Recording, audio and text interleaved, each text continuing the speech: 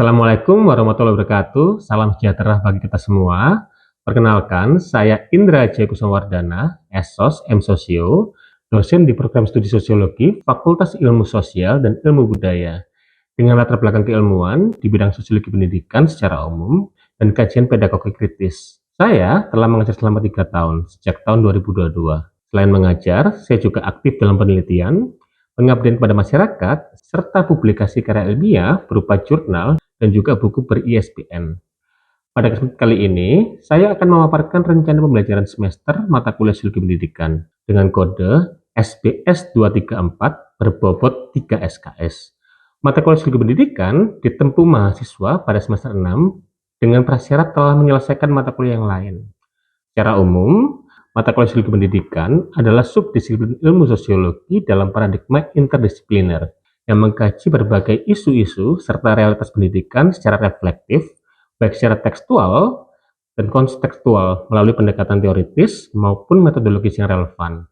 Hal ini turut berkontribusi dengan capaian pembelajaran lulusan poin 2, 3, dan 7 sebagaimana kurikulum, di mana mahasiswa mampu mengaplikasikan keilmuan sosial secara mandiri, berkelompok, bermutu, dan juga terukur, mengembangkan solusi inovatif terhadap masalah sosial yang muncul dalam dinamika masyarakat transformatif, serta menganalisis dampak transformasi sosial, budaya, dan teknologi dalam kehidupan masyarakat. Adapun terdapat 14 materi perkuliahan pada mata kuliah Sosiologi Pendidikan dengan beberapa metode pembelajaran yang berbeda, antara lain ceramah kuliah, self-direct learning pada pertemuan ke-6 melalui rencana tugas mahasiswa dengan membuat paper dari pemberitaan media massa terkait capaian pendidikan bagi masyarakat dengan kelas ekonomi bawah. Berikutnya adalah problem-based learning pada pertemuan ke-9 dan ke-10 melalui lembar kerja mahasiswa berupa tugas studi literatur mengenai sejarah pendidikan nasional, serta mengidentifikasi ideologi-ideologi pendidikan Indonesia. Berikutnya adalah cooperative learning pada pertemuan ke-11 dengan berdiskusi secara berkelompok untuk menganalisis dan mempresentasikan perubahan kebijakan serta kurikulum nasional. Dan terakhir, role play and simulation pada pertemuan ke-13 melalui partisipasi mahasiswa dengan memainkan peran di depan kelas sesuai dengan identitas sosial yang berbeda satu dengan yang lain. Beberapa literatur yang dapat digunakan sebagai sumber referensi untuk mendukung pembelajaran mata kuliah Sosiologi Pendidikan antara lain buku mengenai pengantar Sosiologi Pendidikan, karya dari Michael Apple berjudul Ideology and Curriculum, Pierre Bourdieu, Reproduction in Education, Society and Culture, Paulo Freire, Pedagogy of the Oppressed atau Pendidikan Kaum Tertindas. Berikutnya adalah karya dari Henry Giraud berjudul On Critical Pedagogy, Rahmat Hidayat, Pedagogi Kritis, Sejarah Perkembangan Pemikiran, William O'Neill, Ideologi Pendidikan, serta buku yang saya tulis berjudul Historiografi Pendidikan Indonesia. Dalam komponen penilaian mata kuliah, terdapat 4 indikator utama dengan total bobot penilaian 100%. Yang pertama, partisipasi aktif selama proses pembelajaran berlangsung sebesar 15%. Yang berikutnya adalah tugas sebesar 20%. Yang ketiga adalah ujian tengah semester sebesar 25%. Dan terakhir adalah ujian akhir semester sebesar 40%. Berikut adalah visualisasi video pembelajaran pada mata kuliah Sosiologi Pendidikan dengan materi pedagogi kritis. Selamat menyaksikan. Assalamualaikum warahmatullahi wabarakatuh. Waalaikumsalam warahmatullahi wabarakatuh. Salam sejahtera, khususnya bagi saudara kita yang non-muslim. Selamat siang. Gimana kabarnya hari ini? Oke, ya. Kita berdoa terlebih dahulu sebagaimana agama dan keyakinan kita masing-masing. Mas Sucianto silakan selaku komting untuk memimpin doa. Baik, selamat siang untuk teman-teman. Alangkah baiknya kita mulai dengan bacaan doa sesuai dengan keyakinan masing-masing. Berdoa dimulai. Berdoa selesai. Pertemuan hari ini merupakan pertemuan ke-13 di dalam struktur materi mata kuliah yang telah kita diskusikan dan telah Pak Indra sampaikan pada pertemuan pertama sebagaimana kontrak kuliah. Yang dimana materi hari ini kita akan berdiskusi mengenai apa? Oke, pedagogi kritis. Sebelum kita memulai diskusi terkait materi pada hari ini, perlu kita juga ulas materi yang sudah kita pelajari dan kita diskusikan pada pertemuan sebelumnya, khususnya di pertemuan ke-12 dan juga pertemuan ke-11. Sebagaimana pertemuan ke-12, kita telah mempelajari mengenai materi terkait ideologi pendidikan, yang dimana di dalam pertemuan tersebut kita telah berdiskusi mengenai 3 ideologi pendidikan. Yang pertama adalah ideologi pendidikan konservatif, yang kedua adalah ideologi pendidikan liberal, dan yang ketiga adalah ideologi pendidikan neoliberal. Hal ini sekaligus sejalan di dalam struktur materi mata kuliah di dalam pertemuan ke-11 mengenai materi historiografi pendidikan. Pada pertemuan ke-11 kita telah mempelajari berbagai fase-fase perkembangan sejarah pendidikan Indonesia. Ada beberapa fase perkembangan sejarah pendidikan Indonesia. Yang pertama adalah fase sejarah pendidikan pada masa persebaran agama. Yang kedua adalah fase sejarah pendidikan di dalam perkembangan masa kolonial. Dan yang ketiga, kita mengenal bagaimana kemudian kontribusi besar oleh para tokoh-tokoh pahlawan kita di dalam sejarah pendidikan masa kebangkitan nasional. Hingga kemudian kita mencapai sebuah kemerdekaan, dimulailah fase sejarah pendidikan masa Orde Lama. Setelah itu masuk pada fase sejarah pendidikan masa Orde Baru. Di dalam perkembangan saat ini, di dalam konteks yang kontemporer, kita akan mengkaji berbagai isu pendidikan berkaitan dengan regulasi, perubahan kebijakan, khususnya pada fase sejarah pendidikan masa pasca reformasi. Oke, jadi ketiga materi itu akan menjadi struktur materi yang saling melengkapi. Sebelum kita masuk di dalam pembahasan materi, khususnya yang akan cukup merefleksikan banyak tradisi keilmuan secara teoritik, yaitu pedagogi kritis atau critical pedagogy. Sebelum masuk pembahasan, mungkin ada di antara saudara yang bisa merefleksikan apa itu critical pedagogy. Sebagaimana yang Pak Indra minta pada pertemuan sebelumnya, agar saudara mempelajari berbagai referensi maupun literatur yang terkait dengan pedagogi kritis. Apa yang kalian pahami mengenai pedagogi kritis sejauh yang sudah kalian pelajari sebelumnya? Silakan Mbak Margareta. Terima kasih Pak. Menurut saya pedagogi kritis adalah suatu cara untuk memahami perkembangan di dunia pendidikan, mulai dari perkembangan di awal mula hingga perkembangan di zaman era modern seperti sekarang. Terima kasih Pak. Oke, jawaban yang sangat baik dan kita harus apresiasi untuk jawaban dari Mbak Margareta. Oke, Mbak Angel, silakan.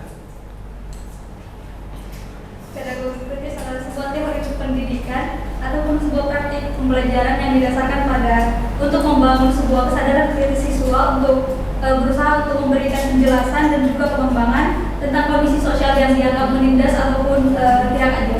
Oke, jawabannya sangat baik. Kita kasih aplaus juga buat. Oke, sebelum kita masuk dalam materi pembahasan, saya rasa Pak Indra akan menggunakan sebuah kutipan di dalam salah satu referensi buku guna pemahaman lebih lanjut mengenai apa itu critical pedagogy. Welcome, selamat datang.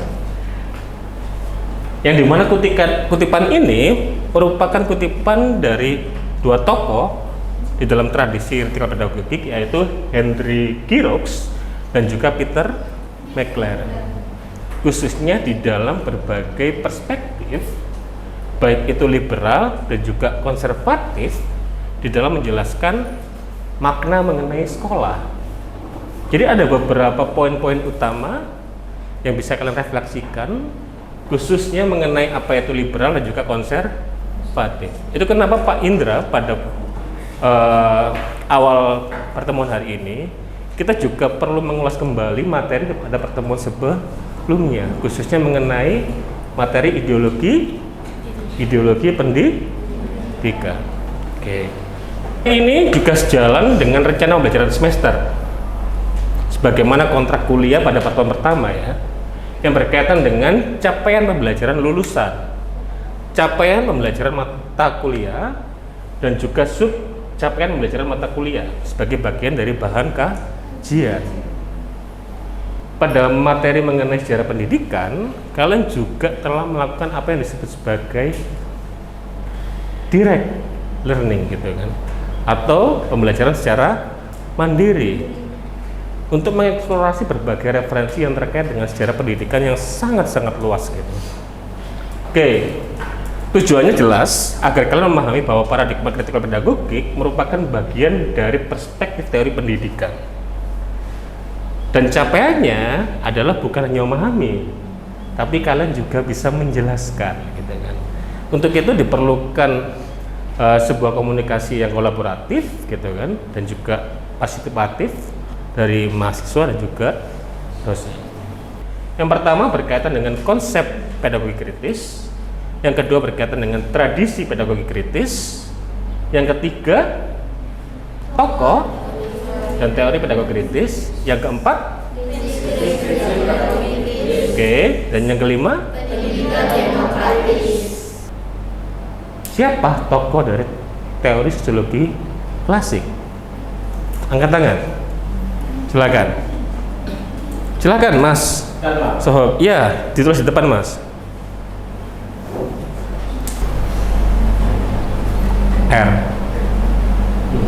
RL. Gak apa-apa itu pakai penghapusnya. RL, oke. Marx, MARX,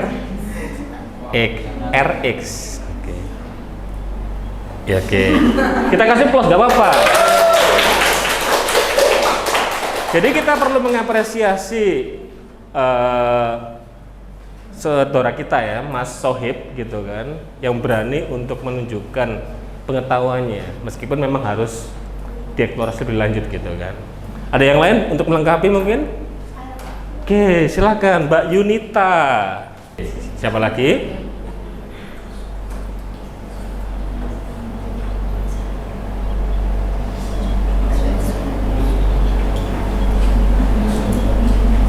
Ada satu lagi?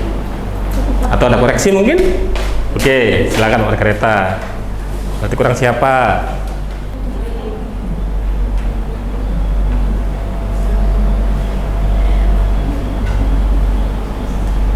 Durkheim. Oke, kita kasih plus buat semua. Oke, jadi memang secara umum ada 3 tokoh utama di dalam tradisi teori klasik. Yang pertama adalah Emil Durkheim, yang kedua adalah Karl Marx, dan yang ketiga adalah Max Weber. Oke, Pak Indra di sini tidak menilai atas jawaban yang benar atau salah, tapi Pak Indra akan mengapresiasi partisipasi aktif masing-masing mahasiswa di dalam proses pembelajaran.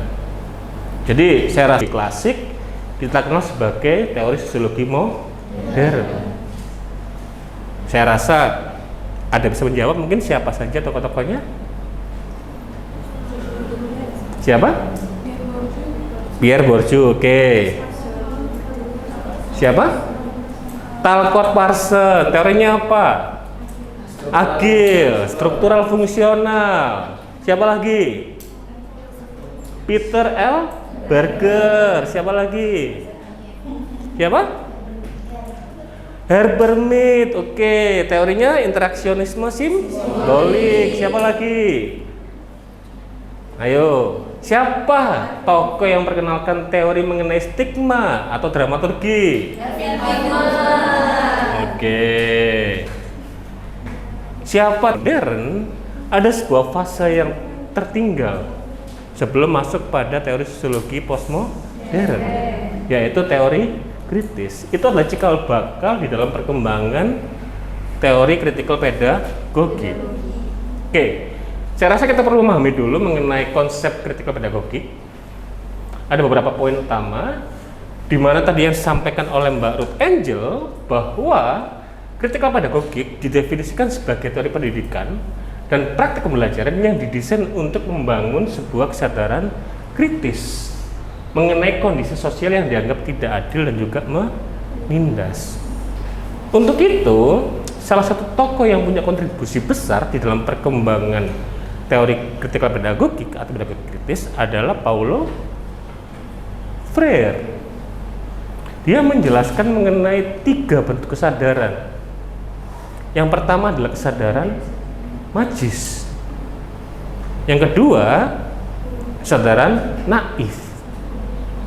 Sebelum kemudian masuk terhadap fase ketiga adalah fase kesadaran kritis.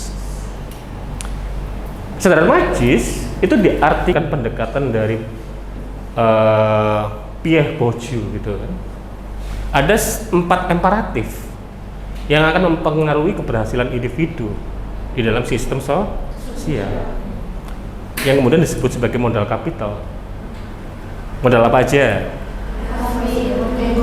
Ekonomi, budaya, sosial, simbolik. Oke, kita kasih aplaus buat semua. Oke, ya memang 4 imperatif itu akan sangat berpengaruh gitu kan, terkait dengan keberhasilan individu di dalam pencapaian mobilitas sosial, khususnya terhadap akses pendidikan.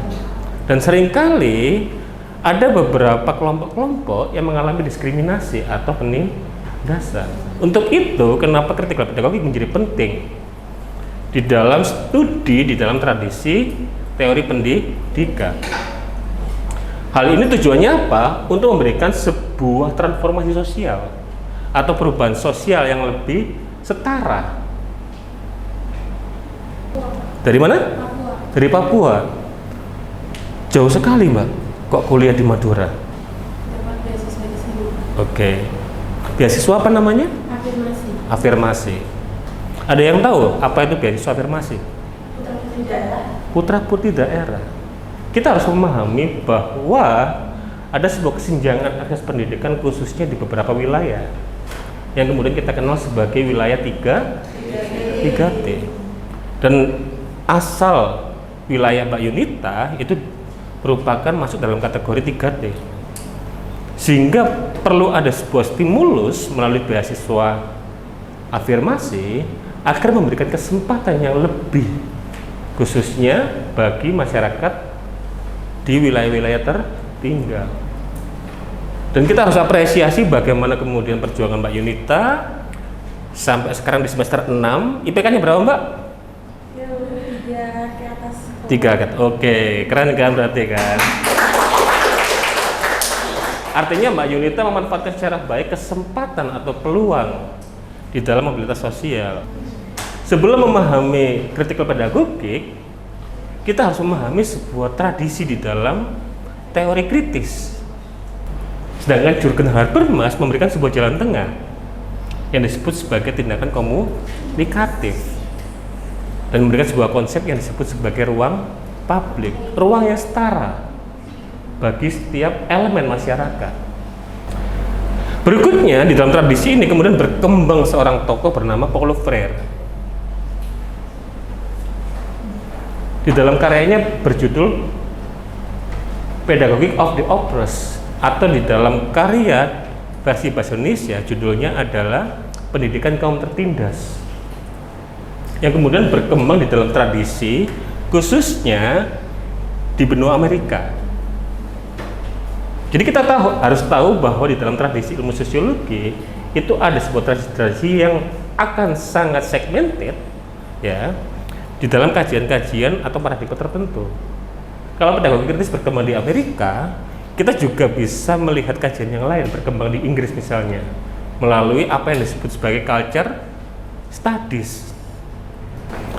Yang berikutnya mengenai sejarah perkembangan critical pedagogic.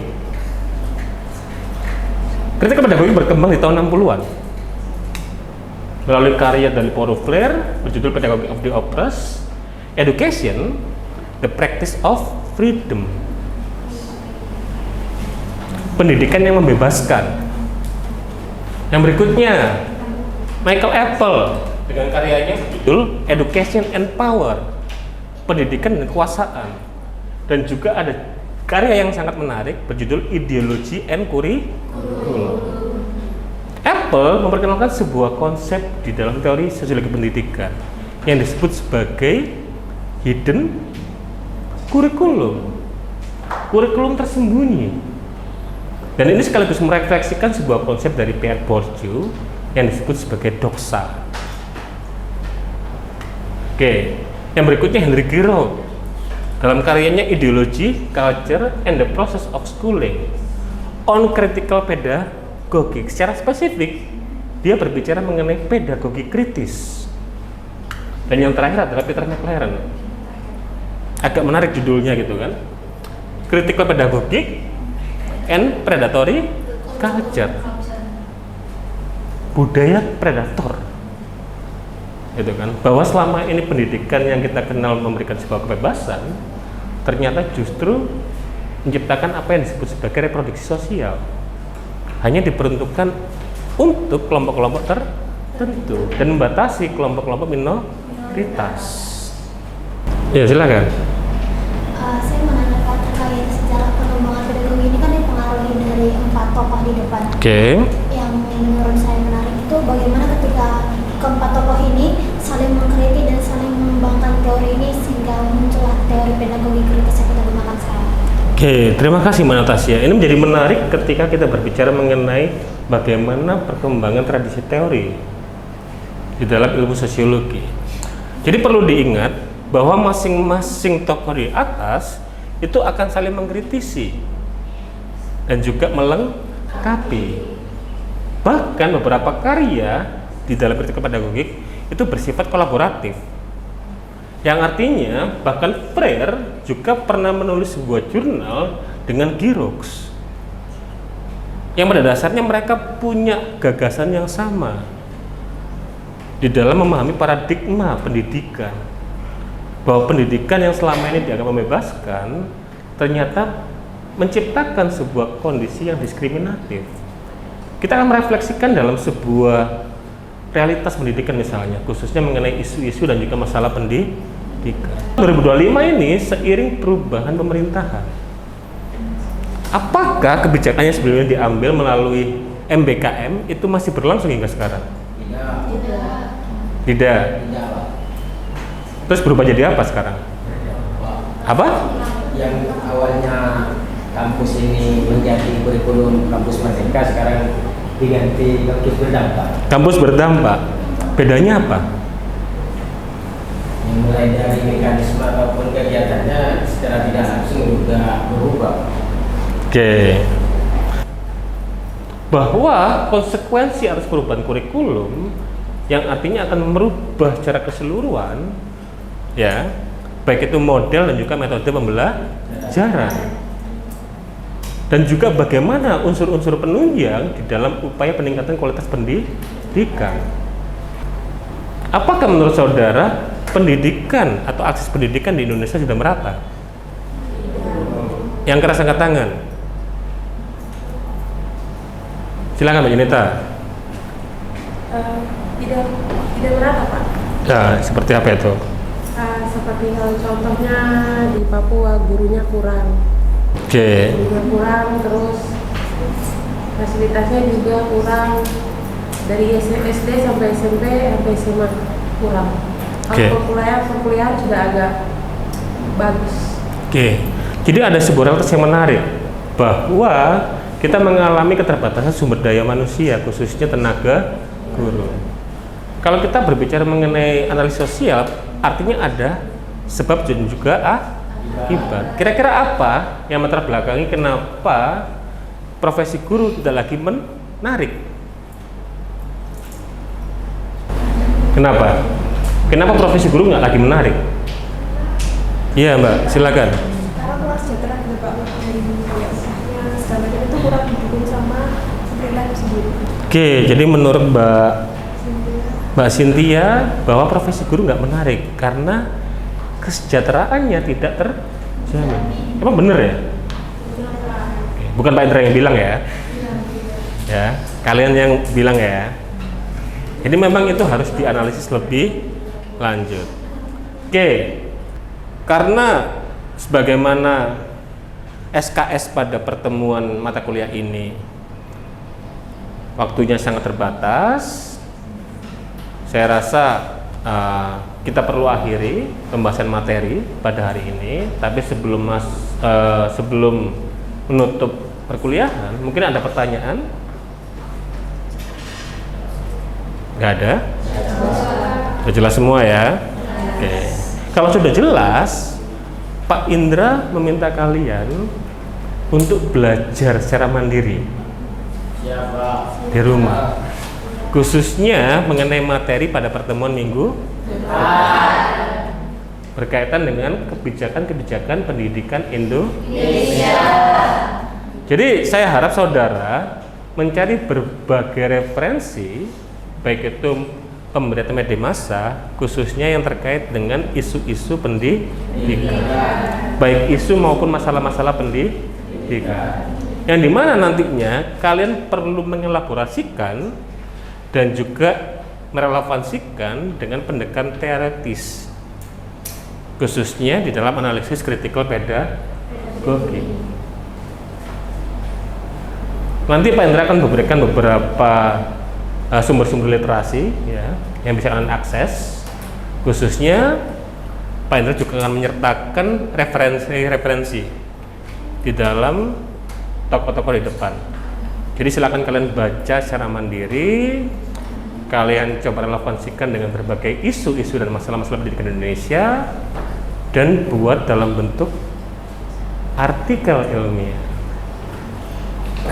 Pak Indra berikan waktu selama 2 minggu. Oke, jadi minggu depan kita diskusi, baru minggu berikutnya pengumpulan tugas. Oke, saya harap kalian juga bisa berkolaborasi, saling berdiskusi antara satu dengan yang lain gitu kan. Karena bagaimanapun bahwa proses pembelajaran di kelas itu akan sangat terbatas, dan kalian perlu mengeksplorasi lebih lanjut referensi-referensi tersebut gitu kan, secara mandiri. Oke, untuk presensinya sudah diisi semua? Ada yang nggak hadir hari ini? Siapa? Siapa yang nggak hadir? Hadir semua ya, alhamdulillah. Oke, ya. Sekali lagi Pak Indra ucapkan terima kasih atas kehadirannya, dan Pak Indra ucapkan terima kasih atas partisipasi aktifnya di dalam proses pembelajaran hari ini. Dan saya harap kita akan selalu membuat iklim akademik yang baik gitu kan selama 1 semester ke depan. Dan sebagai informasi, untuk ujian akhir semester di pertemuan ke-16 itu nanti sifatnya tertulis, bukan take home ya. Oke. Meski demikian, Pak Indra akan memberikan beberapa kisi-kisi, khususnya dari materi setelah UTS. Oke. Saya rasa cukup untuk pertemuan hari ini. Sekali lagi saya ucapkan terima kasih atas kehadiran dan partisipasi aktifnya. Sampai jumpa di pertemuan minggu depan. Selamat siang dan wassalamualaikum warahmatullahi wabarakatuh. Ya, demikian video perkenalan dan video pembelajaran pada mata kuliah Studi Pendidikan sebagai bagian dari persyaratan sertifikasi dosen tahun 2025. Semoga video yang telah saya buat dapat memberikan manfaat. Akhir kata, saya ucapkan terima kasih. Wassalamualaikum warahmatullahi wabarakatuh.